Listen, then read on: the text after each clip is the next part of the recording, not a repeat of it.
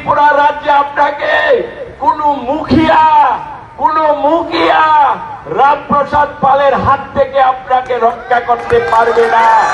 এটা আমার চ্যালেঞ্জ। নোংরা ব্যক্তিরা তারা যতই মুখিয়া, যতই ক্ষমতাবান ব্যক্তির সাথে চলুক না কেন, আমার নাম রামপ্রসাদ পাল, অক্ষরে অক্ষরে তার বিচার হবে। ওরা হচ্ছে যে দলে আছে সেই দলের পা ছেটে তারা কামাই বাণিজ্য, তাদের মাফিয়াবাজি, তাদের ঠিকাদারি নিকুজিশন ছাড়া তাদের কিছু নেই। আমি সাবধান করে দিচ্ছি। আর যারা এদের সাথে সম্পর্ক থাকবে, সে যত বড় ক্ষমতাবান ব্যক্তি হোক, এই ভারতীয় জনতা পার্টিতে সে থাকতে পারবে না। এটা আমি আপনাদের সামনে চ্যালেঞ্জ করে বলছি। আর আমি যেদিন ডাকবো সেদিন কি হবে জেনে নিন। ত্রিপুরা রাজ্যে আপনাকে কোনো মুখিয়া রামপ্রসাদ পালের হাত থেকে আপনাকে রক্ষা করতে পারবে না। এটা আমার চ্যালেঞ্জ। সময় উপযোগী সমস্ত কিছুর ব্যবস্থা হবে, এটা আমি আপনাদেরকে গ্যারান্টি দিয়ে বলতে পারি। সময় উপযোগী তার শাস্তি পেতে হবে। যেমন কর্ম হবে। এই রাজ্যে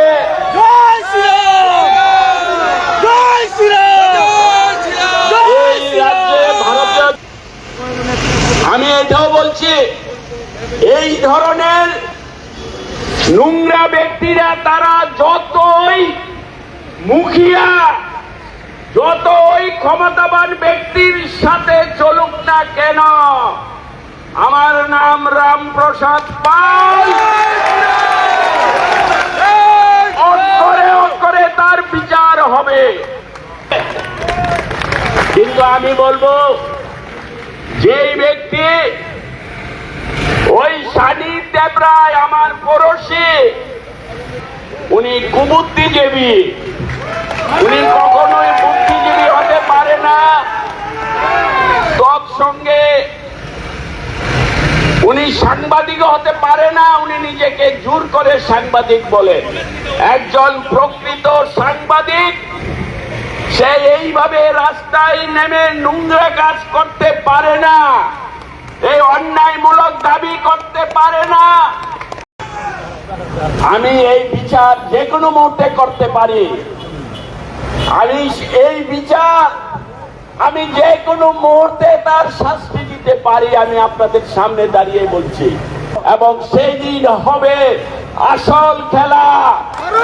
এবং এই ধরনের মানুষকে, এই ধরনের মাফিয়াবাজ, মিথ্যাবাজ, তুল্লাবাজ, যিনি সমস্ত জীবন এই ধরনের কাজ করেছে, এই রকম লোককে শাস্তি দেওয়া রামপ্রসাদ পালের কাছে কোনো ব্যাপার নয়। ওরা হচ্ছে যে দলে আছে সেই দলের পা ছেটে তারা কামাই বাণিজ্য, তাদের মাফিয়াবাজি, তাদের ঠিকাদারি নিকুজিশন ছাড়া তাদের কিছু নেই। আমি সাবধান করে দিচ্ছি। আর যারা এদের সাথে সম্পর্ক থাকবে, সে যত বড় ক্ষমতাবান ব্যক্তি হোক, এই ভারতীয় জনতা পার্টিতে সে থাকতে পারবে না। এটা আমি আপনাদের সামনে চ্যালেঞ্জ করে বলছি। আর আমি যেদিন ডাকবো সেদিন কি হবে জেনে নিন। ত্রিপুরা রাজ্যে আপনাকে কোনো মুখিয়া রামপ্রসাদ পালের হাত থেকে আপনাকে রক্ষা করতে পারবে না। এটা আমার চ্যালেঞ্জ।